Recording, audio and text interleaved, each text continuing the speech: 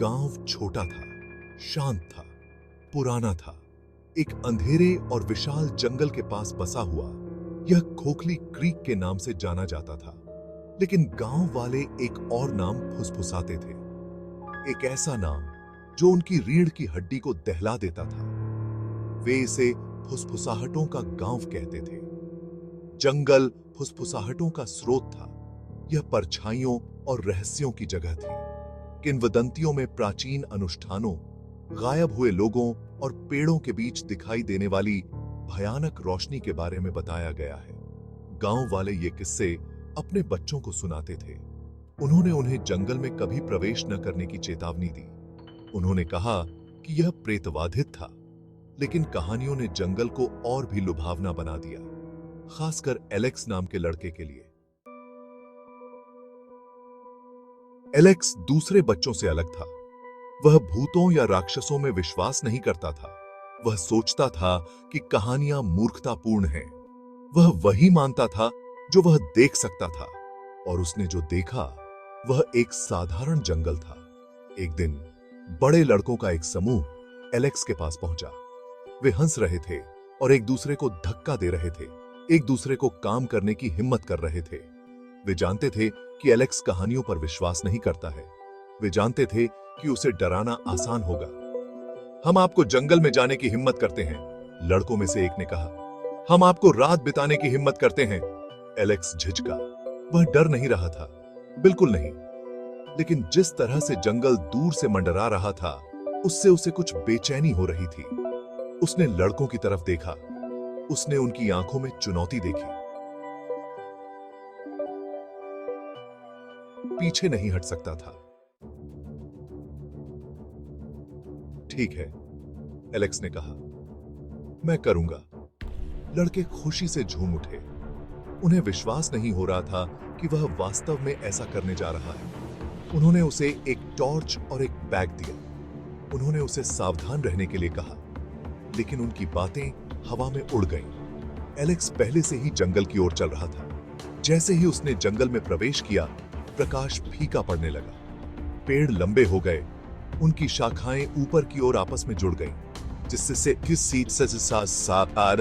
सूरज ढक गया। परछाइयां फैली हुई थीं और उसके चारों ओर नाच रही थीं। उसने महसूस किया कि उसकी रीढ़ की हड्डी में ठंडक दौड़ गई है। वह चलता रहा, जंगल में गहरा और गहरा। गांव की आवाजें उसके पीछे फीकी पड़ गईं। वह सन्नाटे से घिरा हुआ था, एक सन्नाटा इतना गहरा कि लगभग बहरा कर देने वाला था। एलेक्स जितना गहरा जाता गया, उसे उतनी ही बेचैनी होती गई। ऐसा लग रहा था जैसे पेड़ उस पर दबाव डाल रहे हों। हवा भारी और स्थिर हो गई। उसने सोचा कि उसने परछाइयों से फुसफुसाहट सुनी, लेकिन जब उसने मुड़कर देखा तो वहां कुछ भी नहीं था। वह जड़ों और चट्टानों पर ठोकर मारता रहा। उसका दिल उसकी छाती में जोरों से धड़क रहा था। उसने टॉर्च निकाली और उसे जलाया। बीम ने अंधेरे को चीर दिया, लेकिन इसने उसके चारों ओर एक छोटे से घेरे को ही रोशन किया। वह खो गया था। उसे नहीं पता था कि उसे किस रास्ते जाना है, और सूरज डूबने लगा था। भाग 5। अजीब संकेत। जैसे जैसे अंधेरा छाया, जंगल जीवंत हो उठा। अजीबोगरीब आवाजों से हवा भर गई। सरसराते पत्ते, टहनियों का टूटना, दूर से चीखें। एलेक्स का दिल तेज हो गया। उसने अपनी टॉर्च इधर उधर चमकाई, लेकिन उसे कुछ दिखाई नहीं दिया। फिर उसने उसे देखा, एक पेड़ के तने पर उकेरा गया प्रतीक। यह बीच में एक बिंदु के साथ एक चक्र था। एलेक्स ने कहानियों से प्रतीक को पहचाना। यह प्राचीन अनुष्ठान का प्रतीक था। वह इस अनुष्ठान, जिसके बारे में कहा जाता था कि वह जंगल से कुछ काला और शक्तिशाली बुलाता है। उसके भीतर दहशत फैल गई। वह मुड़कर भागना चाहता था, लेकिन उसके पैर सीसे के समान हो गए थे। वह अपनी जगह पर जम गया था। भाग 6। समाशोधन। अचानक उसे एक आवाज सुनाई दी, एक धीमी गूंजने वाली आवाज, जैसे कोई दूर से झप कर रहा हो। वह आवाज का पीछा करता रहा। उसकी टॉर्च की बीम अंधेरे में बेतहाशा नाच रही थी। वह ठोकर खाकर एक समाशोधन में गिर पड़ा। समाशोधन के केंद्र में पत्थरों का एक घेरा था और पत्थर के छल्ले के केंद्र में एक लैपटॉप कंप्यूटर था। यह खुला हुआ था, एक भयानक रोशनी से चमक रहा था। एलेक्स सावधानी से लैपटॉप के पास पहुंचा। जैसे जैसे वह करीब आता गया, उसने देखा कि लैपटॉप पर एक वेबसाइट प्रदर्शित हो रही है। वेबसाइट डार्क और अजीब थी, जो जंगल की छवियों और उस प्रतीक से भरी हुई थी जो उसने पेड़ पर देखा था। भाग 7। वेबसाइट। एलेक्स झिझका। वह जानता था कि उसे पीछे हट जाना चाहिए। वह जानता था कि यह गलत था, परंतु जिज्ञासा उस पर हावी हो गई। वह बाहर पहुंचा और ट्रैक पैड को छुआ। कर्सर हिल गया।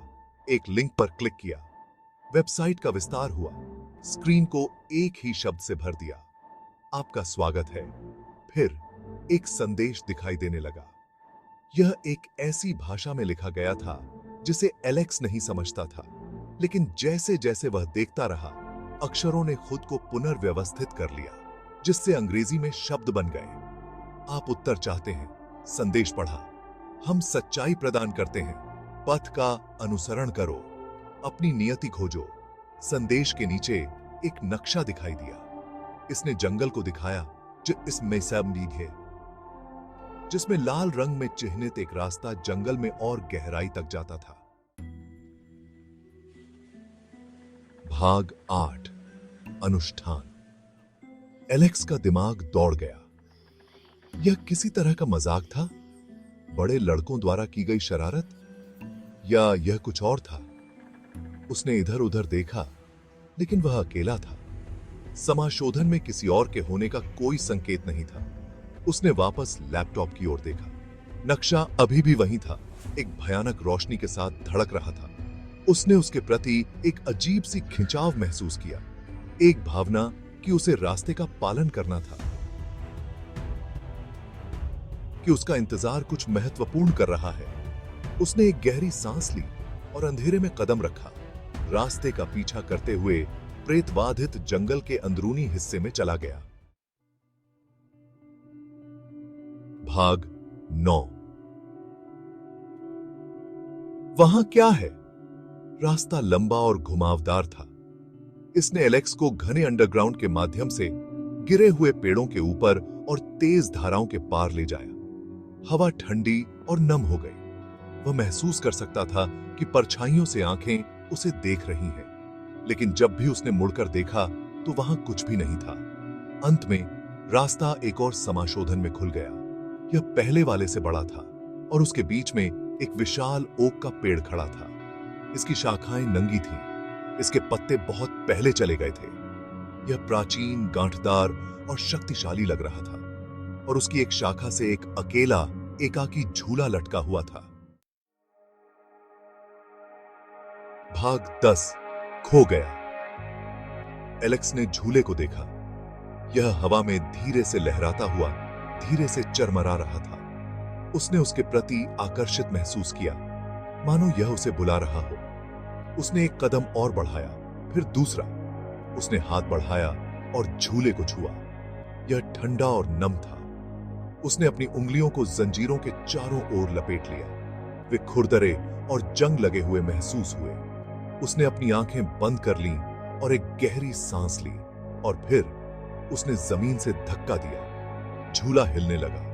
ऊंचा और ऊंचा यह चला गया। एलेक्स हंसा, अपने बालों में हवा को महसूस करते हुए।